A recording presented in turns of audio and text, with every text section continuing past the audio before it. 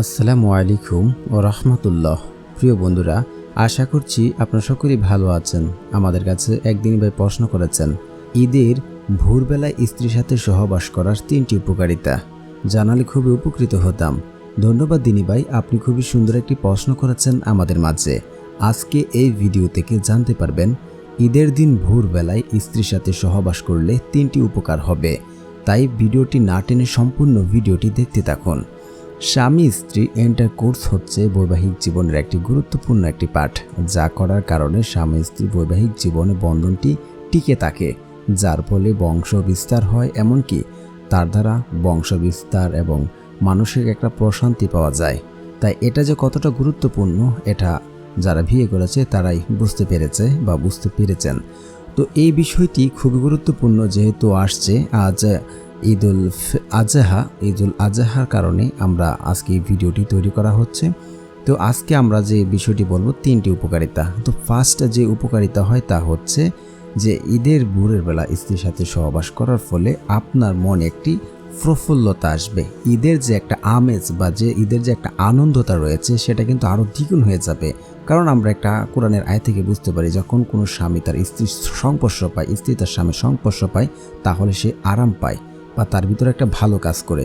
আর সহবাস যেহেতু একটা ইন্টারকোর্স একটি যেহেতু একটি গুরুত্বপূর্ণ একটি ইবাদত বা একটি কাজ, সেটা করলে কিন্তু আরও গুরুত্বপূর্ণ, প্রফুল্লতা আরও বাড়বে। ঈদের আমেজ বা ঈদের যে একটা উৎসব সেটা কিন্তু আরও বেড়ে যাবে।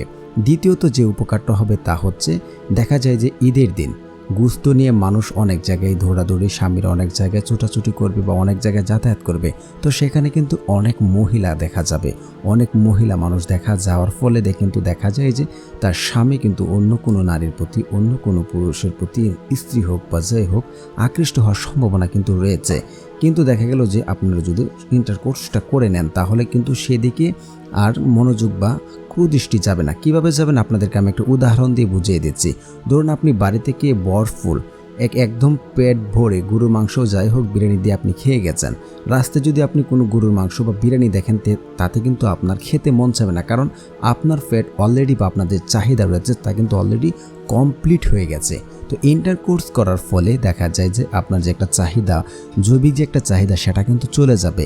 এর ফলে আপনার চক্ষু বা দৃষ্টি বা খারাপ কুনজর এটা কিন্তু আস্তে আস্তে নমনীয় হয়ে যাবে। এর ফলে কিন্তু আপনার এই কাজটি করা হবে না।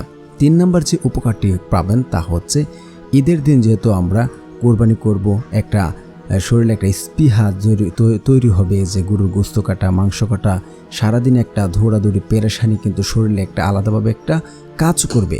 তো ইন্টারকোর্স করার ফলে কিন্তু বোঝা যাবে যে তার মনে যে একটা প্রফুল্লতা, একটা শান্তি সেটা কিন্তু চলে আসবে। তখন তার কাজ করতে কিন্তু অনেক ভালো লাগবে, এতে করে কোনো আর সমস্যা হবে না।